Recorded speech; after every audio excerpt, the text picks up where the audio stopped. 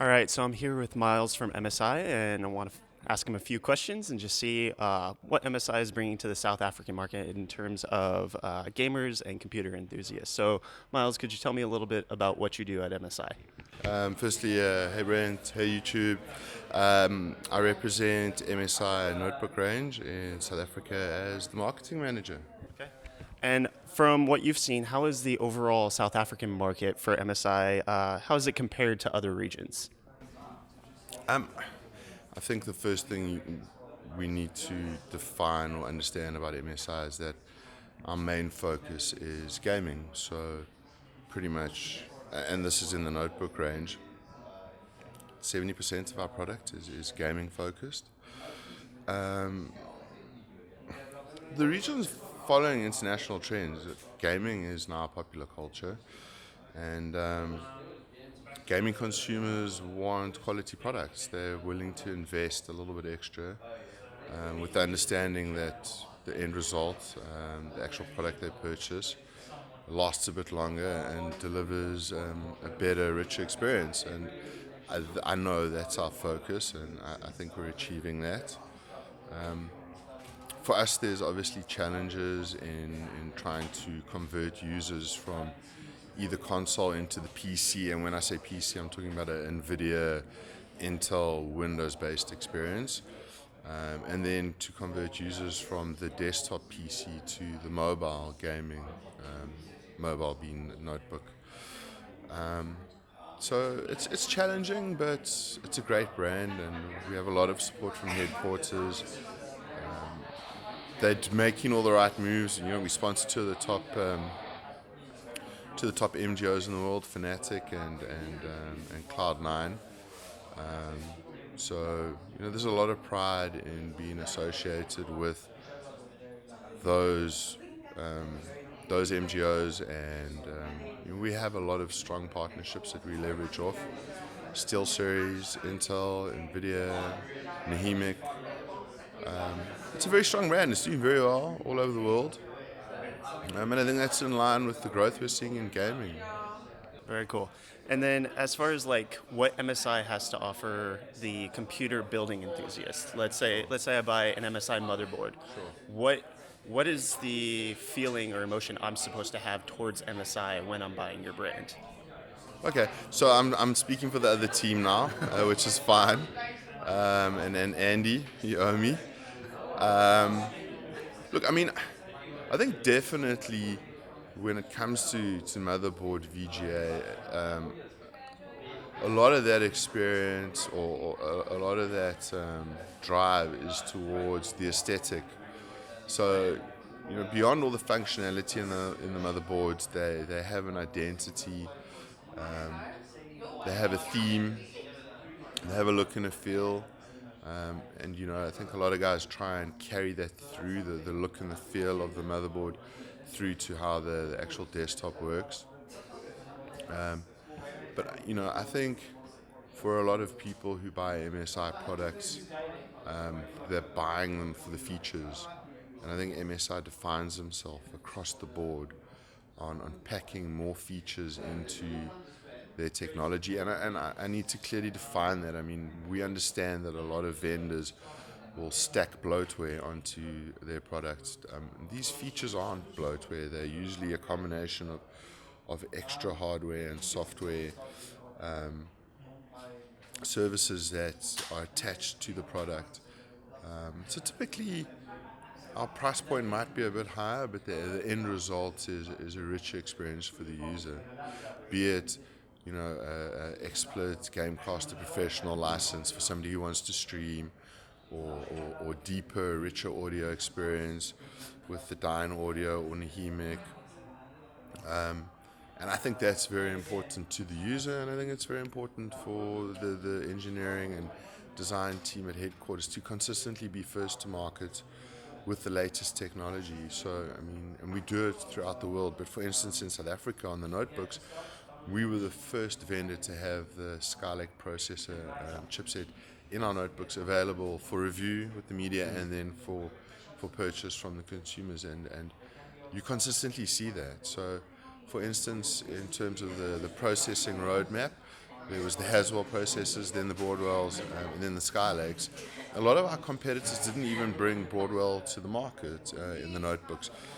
And we had Broadwell, and a lot of our competitors still have Haswell available. We have no Haswell available, and we're pretty much phasing over into Skylake worldwide. So any MSI notebooks that are in Broadwell, that's kind of stock that needs to be sold in the next couple of weeks, and then everyone will only be able to buy the Skylakes. And I think that kind of relationship with Intel, we apply that logic to all the other technology in our device. Very cool. Yeah, I noticed when I was searching to buy a production laptop for rendering. Sure. I noticed that MSI was the only brand that had the 6820 HK i7 Skylake. Yeah. And I was looking for what was the best processor I can get. And then when I did, I ended up going with a 5700. I went with, but I noticed that I didn't have to uninstall anything.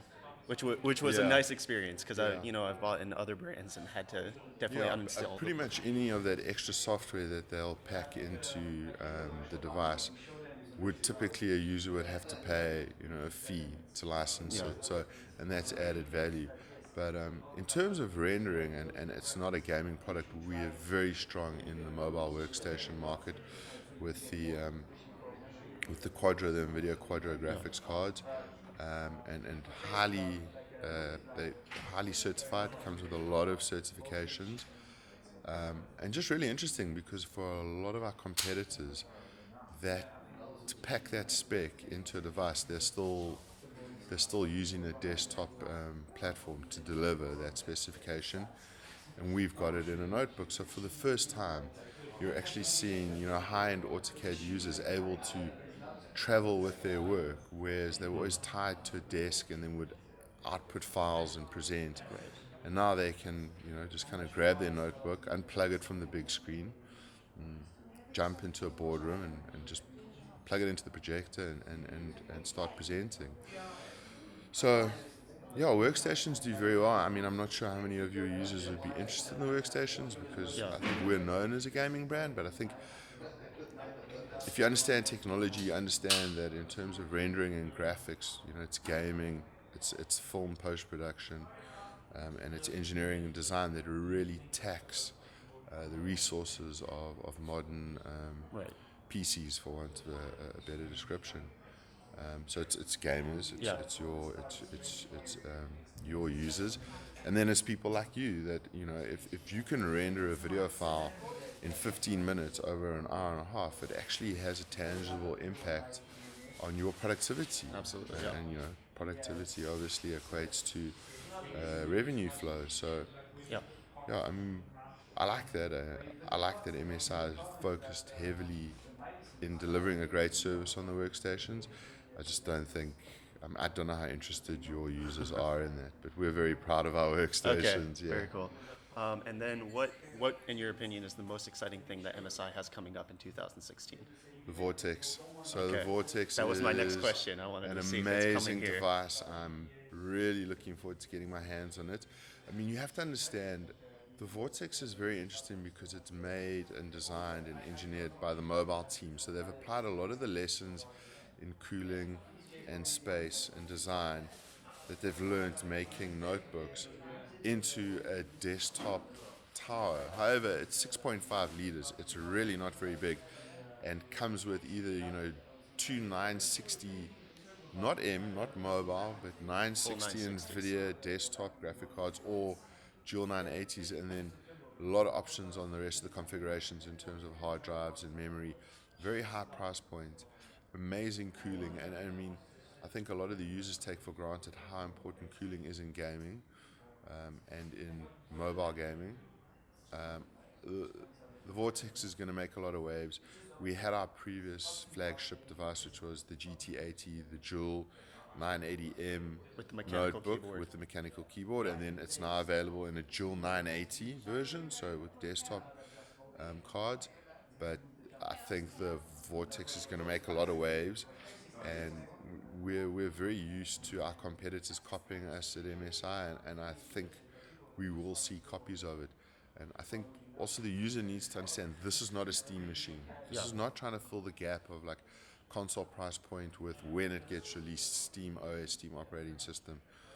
This is something all on its own, and possibly in terms of the aesthetic and the design, would compete with one of the Apple products. Yeah. But then it's got that very rich PC Windows-based experience where, all those applications and all those game mods and editing software and just kind of like that layered user experience will be available in something that you have to put your hand on it when you turn it on, or it's going to take off. So looking forward to that. We're going to have a review sample available in South Africa. Hopefully we'll do a big launch. I'm not really sure how much of a launch headquarters want to do. I've only received the official PR. I received it yesterday actually, Okay. and prior to that there was a YouTube video. So there's definitely some momentum growing towards the release, and yeah, I'm looking forward to it. I think it's going to be great. Very cool. Yeah. I'd be keen to get my hands on that if we can make that possible. You got my contact details. We would Yeah. love to have you review it. We Cool. would love your users to see what you think of it. Yeah. All right. Very cool. All right. Well, thank you, Miles, for Pleasure. meeting with me. Have a good rest of rAge. You too. Cheers. Cheers.